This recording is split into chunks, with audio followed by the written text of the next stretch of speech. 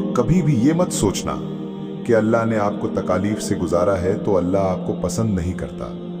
रसूलुल्लाह सल्लल्लाहु अलैहि वसल्लम की हदीस है कि जिस इंसान से अल्लाह मोहब्बत करता है उसको आजमाइशों और तकालीफ से गुजारता है। तो आप अपने आप को खुशनसीब समझो कि अल्लाह आपको इन तकालीफ परेशानियों से गुजार रहा है। और बीमार के लिए रसूलुल्लाह सल्लल्लाहु अलैहि वसल्लम की हदीस है, इसका मफहूम है कि अल्लाह ताला अपने फरिश्तों को हुक्म देता है कि मेरा बंदा ये जो बीमारी से गुजर रहा है इसकी एक एक सांस पर नेकी लिखो, वो नेकी जो ये किया करता था जब ये सेहतमंद होता था।